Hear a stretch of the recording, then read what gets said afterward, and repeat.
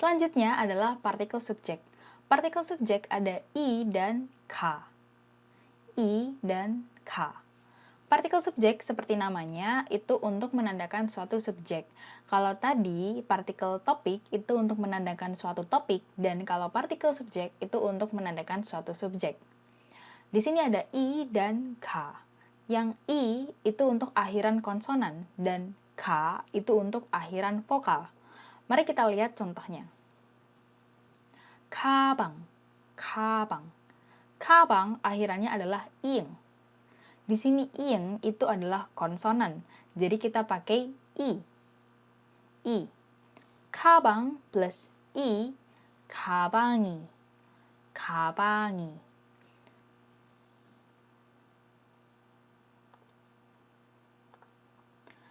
가방이 무거워요. 가방이 무거워요. Tasnya berat. Nah, di sini apa sih bedanya kalau kita ngomong 가방은 무거워요? Sama-sama artinya tasnya berat. Nah, bedanya karena ini partikel subjek. Ini tidak ada artinya, guys. Maksudnya i-nya ini tuh kayak nggak ada artinya. Dia cuman menandakan kalau itu subjek.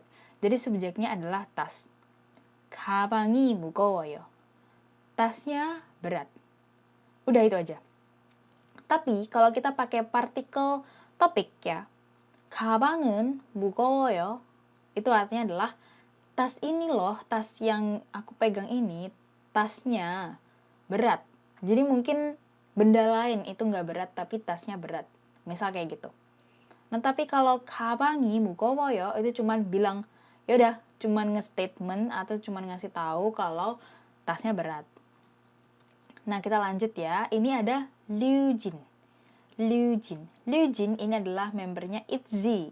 Kalau kalian ITZY, kalian pasti tahu. Ryujin. Ini bukan Ryujin ya, meskipun tulisannya itu Ryujin, kita tahunya tulisannya Ryujin. Tapi tulisan Hangulnya adalah Ryujin. Ryujin. Jadi kita ngomongnya Ryujin ya. Ryujin akhirannya adalah nien. Nah, karena nien itu adalah konsonan, kita pakai i. Ryujin plus i jadi Ryujini. Ryujini ITZY member예요. Ryujin adalah member ITZY. Nah, kalau kita biasanya taunya adalah Ryujin, ya, tapi kita harusnya bacanya Ryujin sesuai dengan Hangulnya. Ryujini ITZY member예요. Kita lanjut ya. Di sini ada apa. Apa.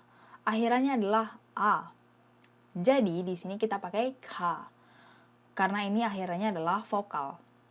Apa plus k, 아빠가, 아빠가, 아빠가 자요. 아빠가 자요. Ayah tidur. Subjeknya adalah ayah. Jadi 아빠가 자요. Lanjut. Ini ada 바지. 바지 artinya adalah celana. 바지 akhirannya adalah i. Kita pakai ka.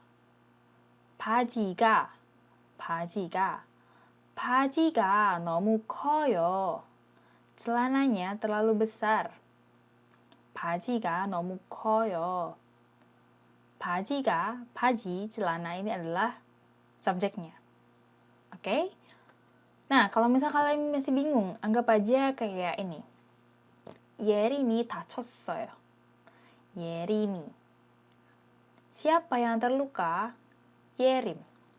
Jadi, 예림이 adalah Yerim. Terus 다쳤어요 ini artinya adalah terluka. Jadi ini Yerim itu terluka. 예림이 다쳤어요. Siapa yang terluka? Kita bisa lihat mana sih subjeknya? Siapa sih yang terluka? Kita bisa lihat kalau di sini ada partikel subjek. Jadi yang terluka adalah Yerim.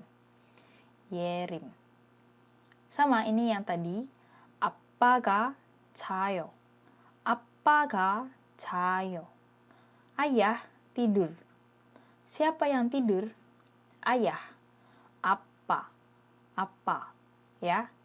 Kalian bisa lihat kan kalau di sini ada partikel subjek, berarti yang terluka adalah Yerim. Di sini ada partikel subjek juga, jadi yang tidur adalah ayah.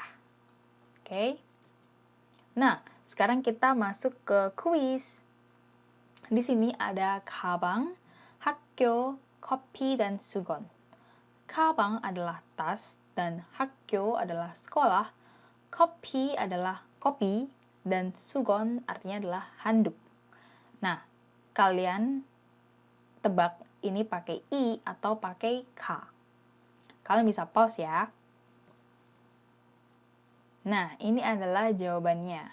Jadi, 가방 itu pakai i, 가방이. Tadi udah aku jelasin ya, karena dia itu akhirnya ing yang berarti konsonan, jadi kita pakai i. 가방이. Selanjutnya adalah 학교.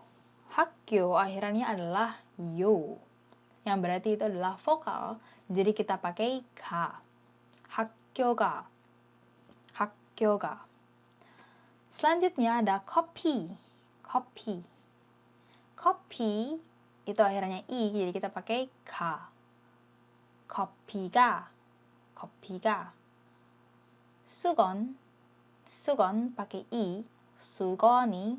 수건이. Karena di sini ada nian yang berarti adalah konsonan, jadi kita pakai i.